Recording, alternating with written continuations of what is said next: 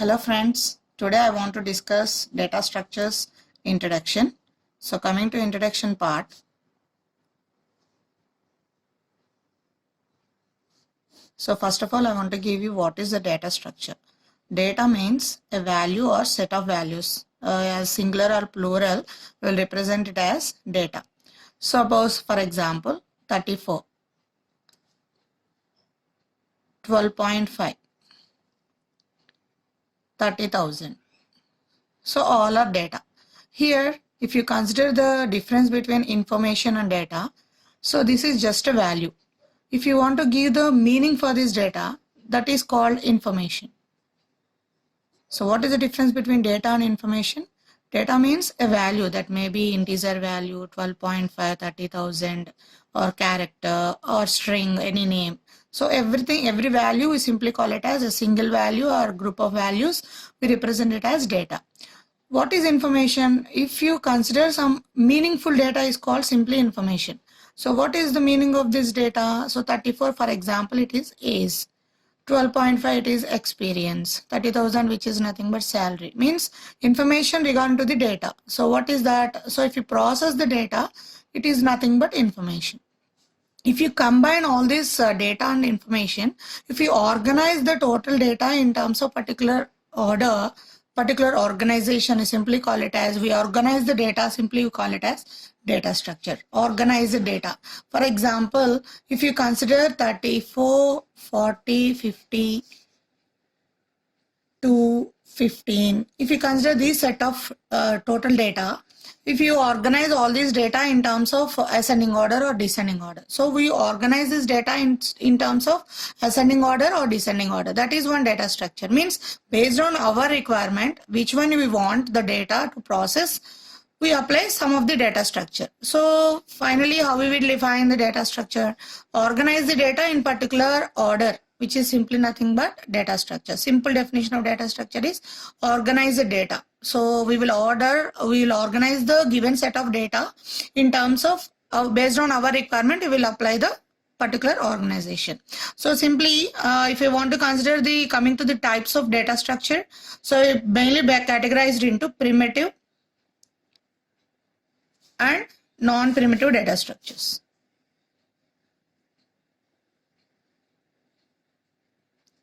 Primitive data structure means what? The basic data types which are accepted by the programming languages. Suppose what are the basic data types that are accepted by all programming languages? Int, char, float. If you consider a set of basic all standard data types which are accepted by the programming languages are considered as primitive data structures. Non-primitive means what? These are all the different data structures which are derived from this primitive. So from the primitive we will derive the non-primitive data structures. Based on our requirement, we will organize total data. For example, total non-primitive data structures are again categorized into linear and non-linear data structure. What is non-primitive data structures? Which are derived from primitive data structures. If you combine set of integers, if you combine set of characters, set of floats or mixed data. So if you want to organize this set of mixed data, for example, if you consider employee data, employee is having his ID, his or her ID, and his batch name, his salary, his name, actually group of characters which is derived as string. So total, if you consider one employee information, if you combine all these, which gives us one data structure which is nothing but non-primitive. So here you consider again non-primitive data structure is represented as linear and non-linear data structure. By the name itself, what is linear? So total data is organized in linear fashion.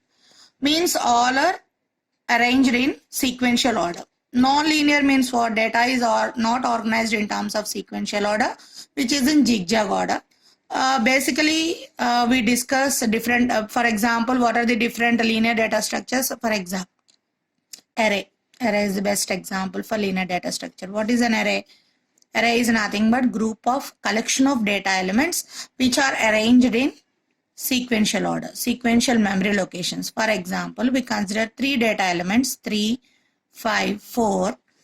If you want to store these 3 elements, all are stored under continuous memory locations. If suppose starting address as 1000, next address 1002, why? Because integer size is 2 bytes. Next 1004.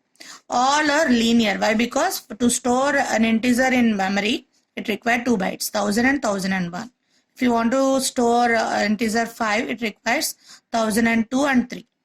1004 and 5 for 4. So means what is the linear data structure? All the data elements that are arranged in sequential order, continuous memory locations. So for that reason, array is under linear data structure. Another one is stack, queue.